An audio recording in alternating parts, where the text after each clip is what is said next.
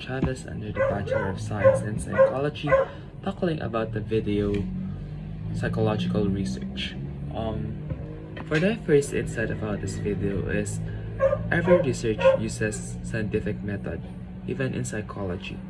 And scientific method consists of different steps like asking a question, doing the research background, conducting a hypothesis, testing with an experiment, analyzing data, and communicating the results. That helps psychology or every research in gaining the data that they need. So, the second insight is about case studies na araw po. Case studies stated in the video is it can't be replicated and believe that it is overgeneralized na rin po about something.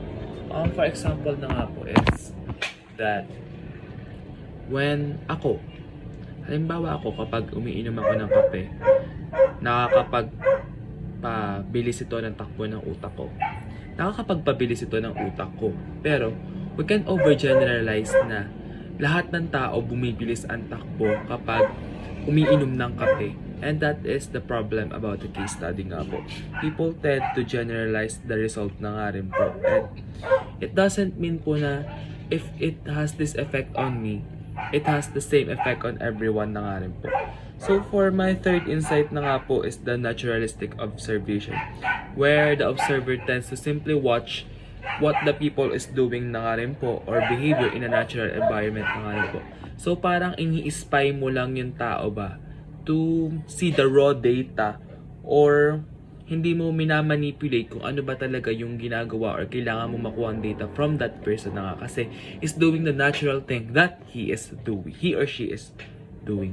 So fourth naman is the surveys and interviews that is conducted in research na nga rin po.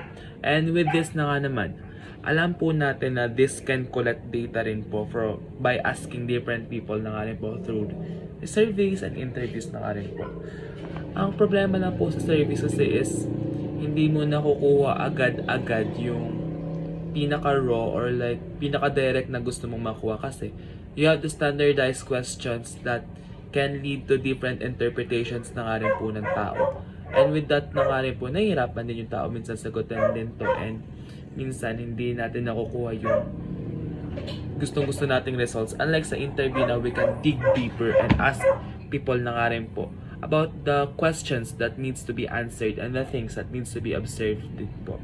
So in addition lang, according dun sa vid na yun, correlation predicts possibility of cause and effects relationships, but they cannot prove them na nga rin po. So, for my fifth insight na nga rin po is experiments nga rin po. Experiment po uses different techniques na nga rin po which allows the researchers to see the different results or effects that they want or they needed to see while studying it na nga rin po. So, natutunan ko lang po dito how important research is and their steps din po in psychology. Because research na nga rin po molded the psychology that we know today. Because research na nga rin po consists of scientific investigations that is done thoroughly in a sense na pinag-aralan, pinag-isipan, at pinaghirapan talaga ito ng mga psychologists and researchers na napapakinabangan ng mga modern psychologists and tao na alam natin na nangangailangan ito. That is all lang po and thank you for listening sa aking insights.